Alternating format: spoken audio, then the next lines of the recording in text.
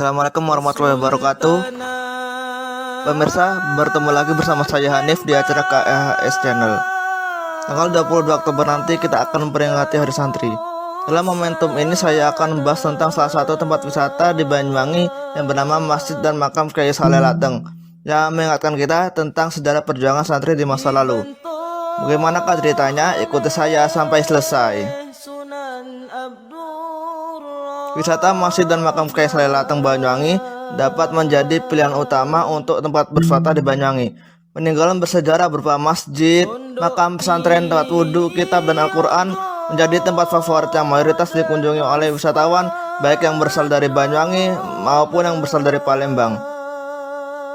Menurut Gus Ki Agus Rahman Zainuddin yang merupakan juru kunci Makam Kyai Saleh Lateng, dalam salah satu acara di Ki Agus sama Surah Channel yang bernama Kelakar Ki Agus 1 mengatakan bahwa masjid dan pesantren tersebut didirikan oleh Sayyid Kyai Haji Ki Agus sama Saleh Asmathon pada tahun 1901 yang dahulunya difungsikan sebagai tempat menimba ilmu para santrinya.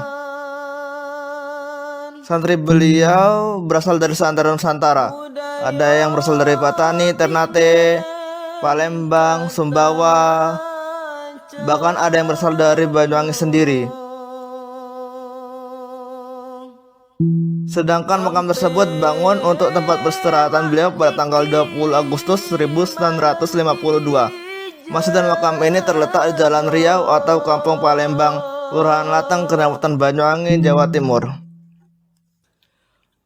Sebelum saya menjelaskan lebih dalam tentang masjid dan pesantren Kyai Saleh Lateng ini, langkah baiknya kalau kita mengenal terlebih dahulu sosok Kyai Saleh Lateng ini. Kyai Saleh Lateng memiliki nama asli Sayyid Ki Agus sama Saleh Asmathon. Namun ketika beliau pulang dari haji, beliau merubah nama beliau menjadi Kyai Haji Saleh Syamsuddin. Tetapi di Banyuwangi beliau lebih dikenal sebagai Kyai Saleh Lateng.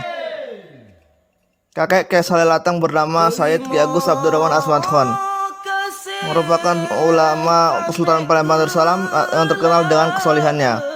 Beliau merupakan ulama keturunan Sayyid Amir Hamzah Asmathon atau disebut juga sebagai Panembahan Palembang. Diceritakan beliau hijrah ke Palembang dan ikut mendirikan kerajaan Islam Palembang sebelum masa kesultanan. Peninggalan beliau yang masih lestari hingga kini ialah Wayang Palembang. Beliau merupakan keturunan seorang wali songo yang dikenal sebagai Sunan Kudus Al-Hasani.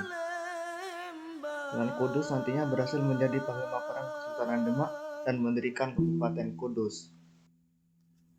Pada abad ke-19, yaitu pada masa Sultan Ahmad Najamuddin Prabu Anom atau Sultan Ahmad Najamuddin IV, Kesultanan Palembang kehilangan kontrol kekuasaan. Belanda berhasil memegang kendali wilayah kesultanan ini.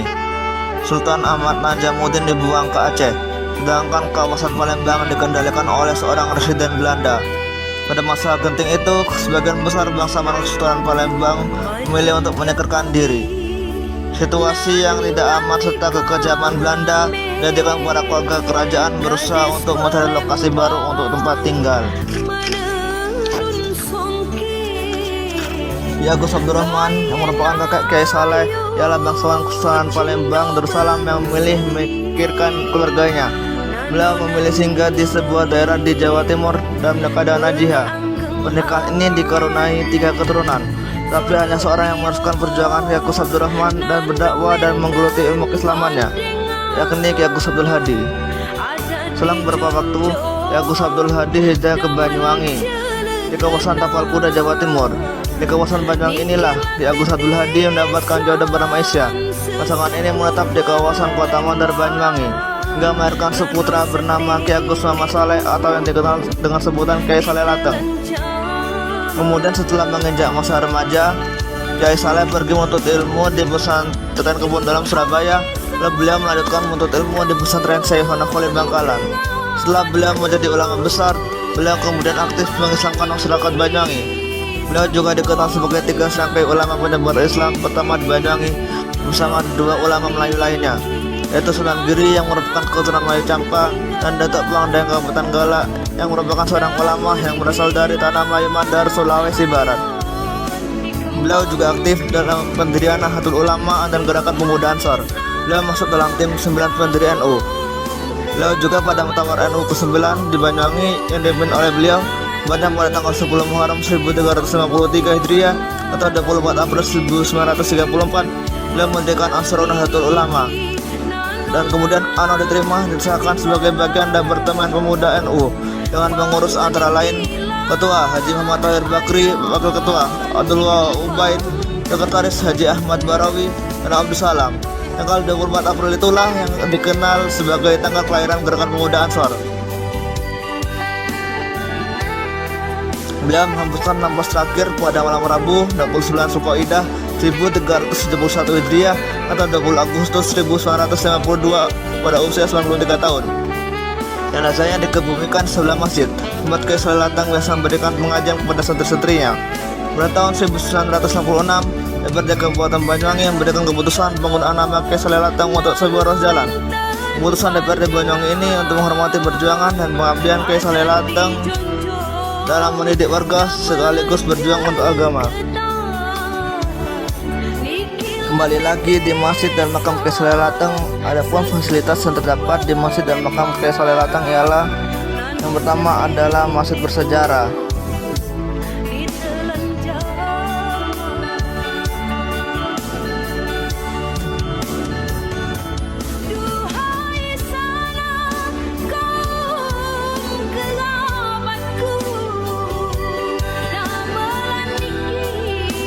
Masjid ini merupakan masjid kebanggaan Ansor Banyuwangi dan juga kebanggaan Sultanan Palembang Darussalam.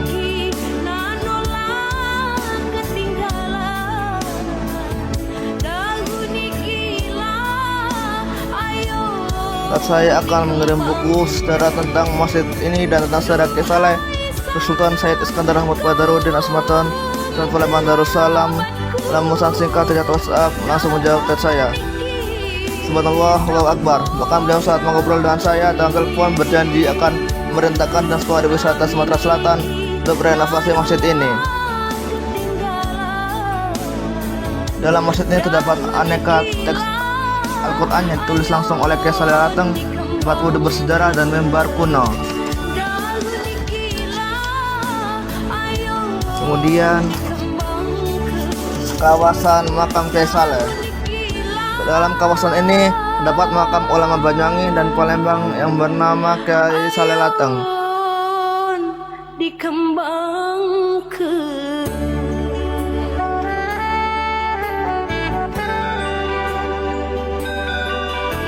Di belakangnya terdapat makam istri beliau yang berasal dari Sumbawa yang bernama Khotimah. Kemudian di sebelah kiri terdapat makam bapak beliau, Agus Abdul Hadi. Di belakangnya terdapat makam keluarga beliau. Salah satunya adalah makam anak terakhir beliau yang masih hidup hingga tahun 2015 yang bernama Ki Agus Abdul Aziz atau Tok Aziz.